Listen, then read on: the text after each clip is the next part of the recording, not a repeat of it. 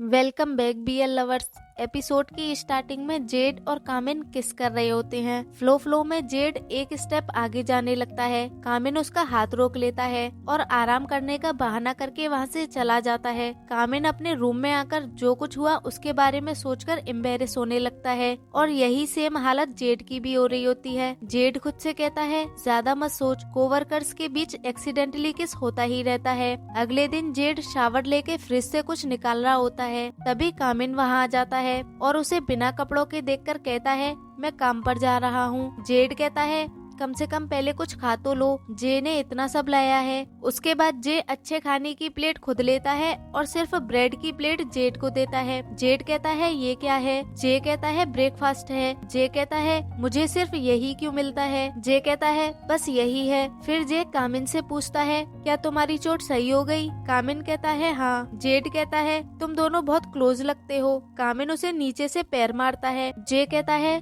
तुम किस बात पर चिढ़ रहे हो? जेड कहता है कुछ नहीं, किसी ने बस कुछ रातों के लिए घर किराए पर लिया है और तुम अपने भाई से ज्यादा उससे क्लोज दिख रहे हो। जे कहता है हाँ बिल्कुल, तुम उस तरह के इंसान हो ही नहीं जिससे क्लोज हुआ जाए। जेड कहता है मैं तुम्हें थप्पड़ मारूंगा। जे कहता है हाँ हाँ मारो। जेड कहता है क्या तुमने उससे भी पूछा वो तुम्हारे क्लोज आना चाहता है या नहीं? जे कामिन से कहता है अब हम क्लोज आने ही वाले हैं, तो मैं जानना चाहता हूँ कि आप यूएस से थाईलैंड क्यों आ गए? कामिन कहता है मेरे डैड गुजर चुके हैं और मेरी मॉम रिटायर होना चाहती हैं, इसलिए हमने कारोबार बेचकर थाईलैंड आने का फैसला किया। जे कहता है क्या आपको अकेलापन फील नहीं होता? आपके पार्टनर ने क्या कहा, क्या वो इससे सहमत है? कामिन कहता है मेरा कोई पार्टनर नहीं है। जे कहता है आप इतने हैंडसम हो फिर भी सिंगल हो या फिर किसी से बात चल रही है? जेड कहता है इतनी पूछताछ क्यों कर रहे हो, क्या तुम्हें इस पर डॉक्यूमेंट्री बनानी है? जे कहता है मैं बस जानना चाहता हूँ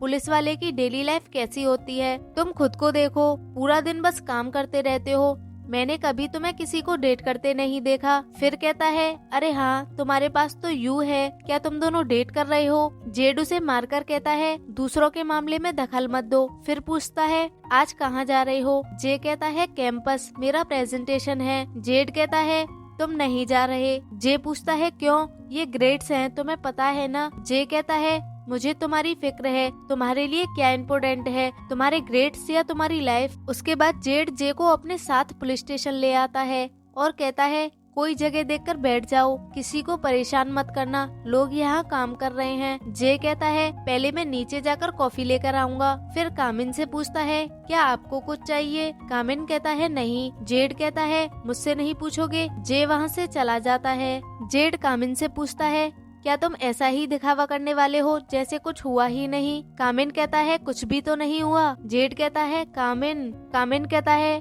काम की जगह पर मुझे इंस्पेक्टर बोला करो। जेड कहता है ठीक है इंस्पेक्टर, लेकिन क्या तुम मुझे बता सकते हो कल रात क्या हुआ था? कामिन कहता है अगर तुम्हारा ध्यान भटक रहा है तो सर्च वारंट निकलवाने पर ध्यान लगाओ। उसके बाद चेरिन बेल को मैसेज करके पूछ रही होती है कि वो कहाँ है और प्रेजेंटेशन के लिए क्यों नहीं आई। फिर वो उसे कॉल करती है लेकिन उसका कॉल नहीं लगता। चैंप पूछता है बेल नहीं आ रही क्या? चेरिन कहती है वो मेरी कॉल नहीं उठा रही। फिर वो जे को कॉल करके पूछती है क्या वो बेल के साथ है? जे कहता है मैं बेल के साथ क्यों होऊंगा? चेरिन कहती है फिर तुमने अपनी प्रेजेंटेशन क्यों छोड़ी? जे कहता है मेरे भाई ने मुझे अपने साथ रहने को बोला है, उसे डर है कि कुछ हो सकता है। वैसे तुम बेल के बारे में क्यों पूछ रही हो? चेरिन कहती है बेल भी प्रेजेंटेशन के लिए नहीं आई, मैंने कॉल किया पर उसने उठाया नहीं, क्या इसका लेटर से कुछ लेना देना हो सकता है? जे तुरंत कामिन को कॉल करके कहता है शायद बेल खतरे में है। कामिन पूछता है क्या हो गया? जे कहता है बेल आज क्लास के लिए नहीं आई, चेरिन ने बताया उससे कांटेक्ट नहीं हो पा रहा जबकि आज प्रेजेंटेशन है। कामिन कहता है हो सकता है वो अभी भी उस पर काम कर रही हो। जे कहता है ऐसा नहीं हो सकता, वो पढ़ाई को लेके बहुत सीरियस है, हालांकि उसे लड़ाई झगड़े पसंद है पर वो क्लास कभी नहीं छोड़ती।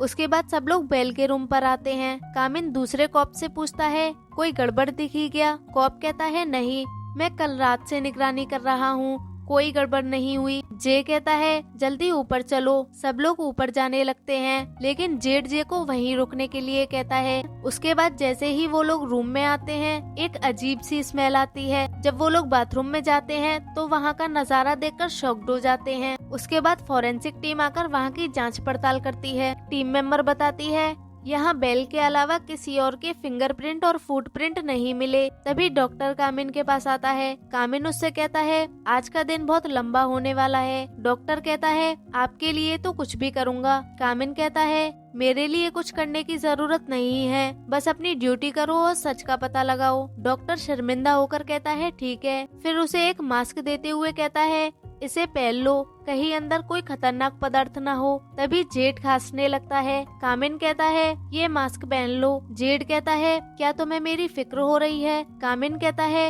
ये क्राइम सीन है, यहाँ खतरनाक पदार्थ हो सकते हैं। जेड कहता है मैं इसे पहन लूंगा अगर तुम मान लो कि तुम्हें मेरी फिक्र है। कामिन कहता है तुम हर बात को मजाक में क्यों लेते हो? फिर उसे खुद ही मास्क पहना देता है। जेड कहता है अरे आराम से करो। कामिन कहता है अगर तुम शुरू से जिद्दी नहीं होते तो आराम से ही करता। जेड कहता है अगर तुम भी शुरू से मान लेते कि तुम्हें मेरी फिक्र है तो हम काम खत्म कर चुके होते। उसके बाद जे बहुत परेशान बैठा होता है। तभी दो लोग बॉडी को उसके सामने से लेकर जाते हैं। कामिन जेड से कहता है जे से प्यार से बात करना। जेड जे से पूछता है क्या तुम ठीक हो? जे गुस्से में कहता है मेरी फ्रेंड मरी है, मैं ठीक कैसे हो सकता हूँ? तुमने कहा पुलिस हम पर नजर रख रही है, फिर एक और बॉडी क्यों? जेड कहता है शांत हो जाओ। जे कहता है कैसे शांत हो जाऊँ? क्या पता अगली बॉडी मेरी हो। जेड उसे हक कर लेता है। कामिन जे से पूछता है क्या चेरिन और बेल के बीच कोई प्रॉब्लम थी? जे कहता है नहीं, वो दोनों क्लोज थी, सिर्फ चेरिन के पास ही बेल के रूम की चाबी थी। उसके बाद कामिन चेरिन से पूछता है कि उसका और बेल का क्या रिश्ता था। चेरिन कहती है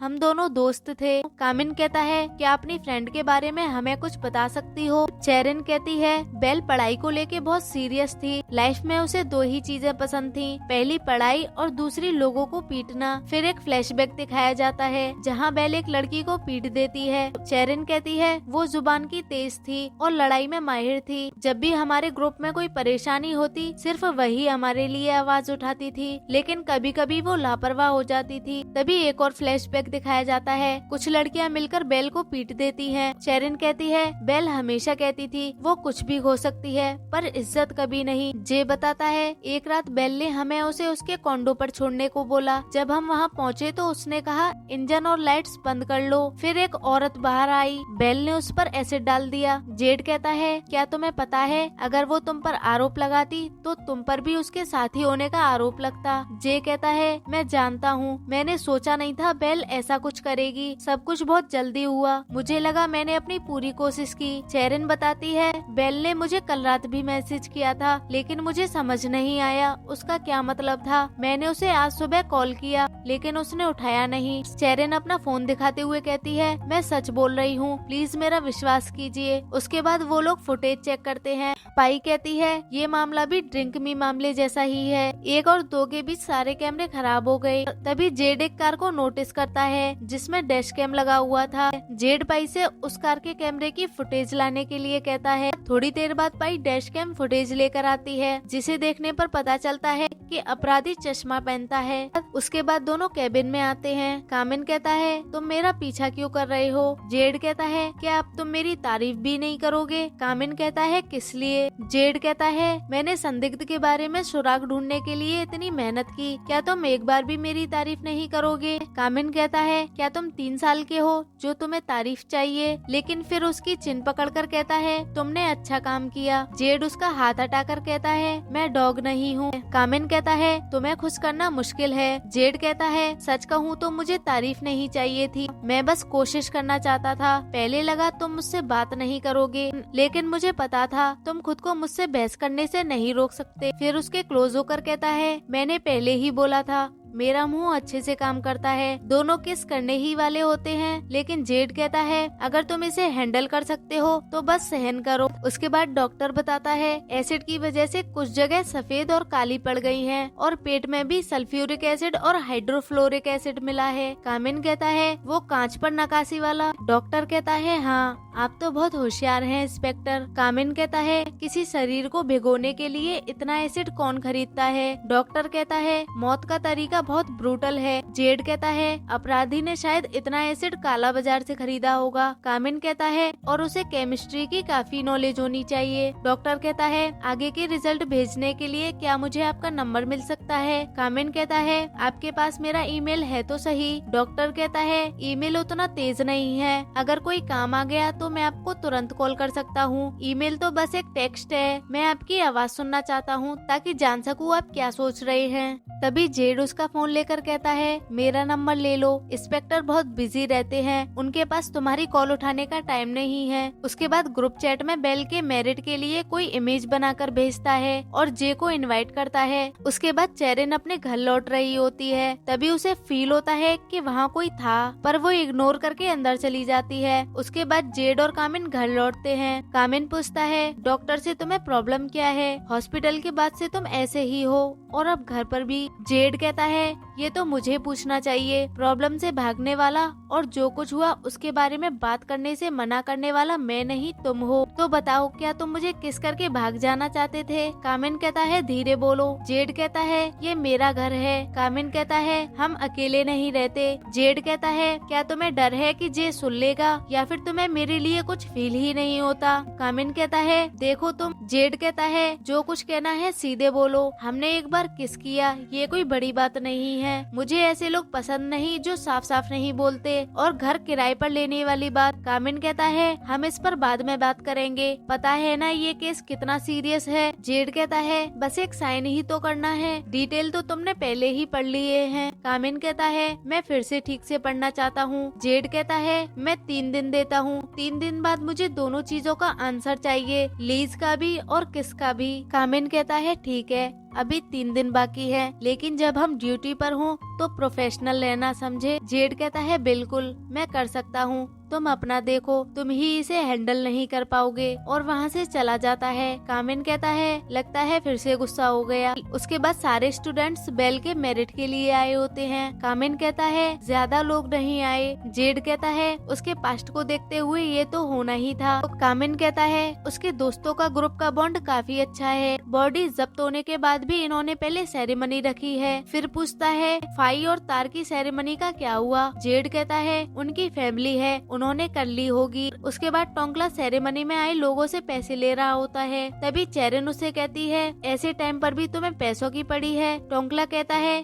किसी को पता नहीं चलेगा। चेरिन कहती है तुमने कहा तुम मुझे प्रोटेक्ट करोगे, तुम्हें सच में लगता है अपनी ऐसी हरकतों से तुम मुझे प्रोटेक्ट कर सकते हो। टोंकला कहता है हाँ कर सकता हूँ, अगर मैं नहीं होता तो आज तुम्हारी सेरेमनी हो रही होती। चेरिन कहती है क्या मतलब। टोंकला कहता है वो ट्रुथ और डेयर का लेटर सिर्फ बेल को नहीं मिला था, मुझे भी मिला था। चेरिन देखती है कि डेयर के लेटर में बेल के नाम को मार्क किया गया था। टोंकला कहता है मैंने ही तुम्हारी बजाय बेल को चुना और मुझे तुम्हें प्रोटेक्ट करने के लिए किसी एमपी का बेटा होने की जरूरत नहीं है, मैं तुम्हें अकेला प्रोटेक्ट कर सकता हूँ। दूसरी तरफ कामिन और जेड फुटेज देखते हैं। कामिन कहता है चेरिन पक्का हमसे कुछ छुपा रही है। जेड कहता है बेल के घर जो लेटर मिला उस पर चेरिन का नाम था, तो बेल का नाम किसके लेटर पर था। कामिन कहता है किसी और को भी लेटर मिला होगा जिसने अभी तक हमें बताया नहीं है। जेड कहता है और वो इंसान टोंकला हो सकता है। फिर दोनों फुटेज में देखते हैं कि टोंकला अपना लेटर चेरिन को दिखाता है। उसके बाद टोंकला गैराज आया होता है, लेकिन वहाँ पुलिस को देखकर जाने लगता है। तभी केन उसे पकड़ लेता है। जेड कहता है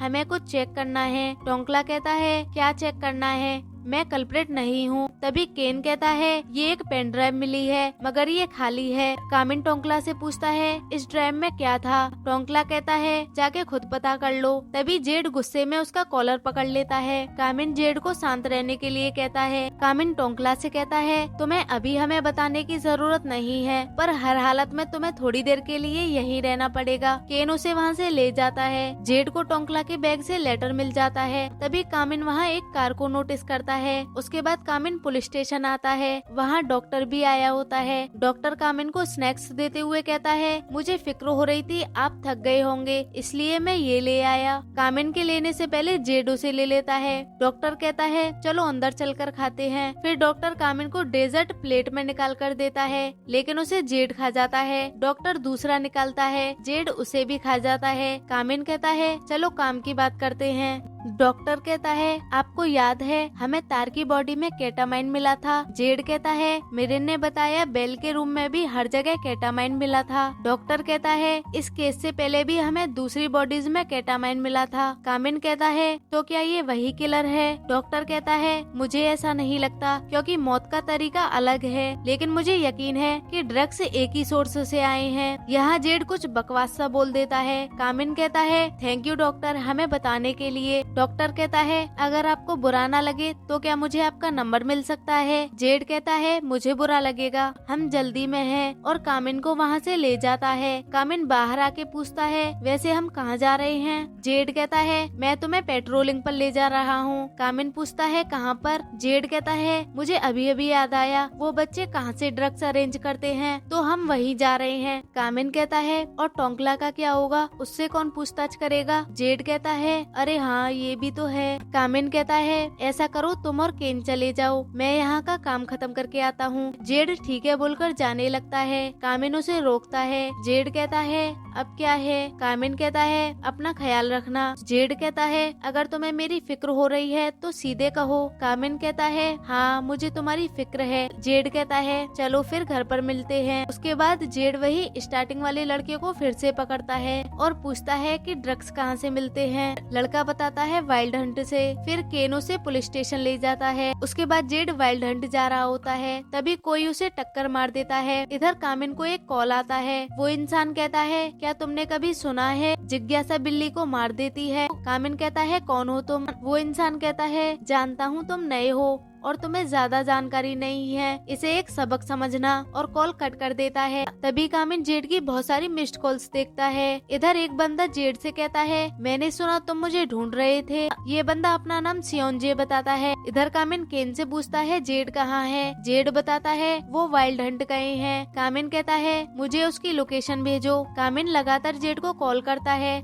मगर वो नहीं उठाता। इधर सियोनजे जेड को पीट रहा होता है। कामिन केन को कहता है जल्दी बैकअप भेजो, जेड खतरे में है। उसके बाद एक रात पहले का सीन दिखाते हैं। जेड कामिन के बेड पर लेट जाता है। कामिन कहता है वो मेरा बेड है। जेड कहता है मैं बहुत थक गया हूँ, क्या तुम थोड़ी देर मुझे लेटने नहीं दे सकते? फिर कहता है इंस्पेक्टर तुमने पजामा पहना हुआ है तो आकर सो जाओ, एक रोबोट की तरह काम करते रहते हो, आराम नहीं करना आता क्या? कामिन कहता है मैं बस केस को खत्म करना चाहता हूँ। जेड कहता है अगर तुम्हें नींद नहीं आ रही हो तो मैं तुम्हारे साथ सो सकता हूँ, तुम सेफ फील करोगे। कामिन कहता है तुम्हें कैसे पता मुझे नींद नहीं आ रही? जेड कहता है हर रात तुम्हारे रूम की लाइट ऑन रहती है तो मुझे लगा तुम सो नहीं पा रहे। उसके बाद जेड जबरदस्ती उसे सोने के लिए ले जाता है और बेड पर सुला देता है। कामिन कहता है मैं कोई बच्चा नहीं हूँ। जेड कहता है अगर बच्चे नहीं हो तो सो जाओ। कामिन कहता है तुमने कहा तुम्हारे साथ सोने से मुझे जल्दी नींद आ जाएगी। जेड क्लोज होकर गाना गुनगुनाने लगता है और कहता है सो जाओ, रात में कुछ नहीं होगा, वादा करता हूँ सब सेफ रहेंगे। कामिन सो जाता है। जेड उसे पुकारता है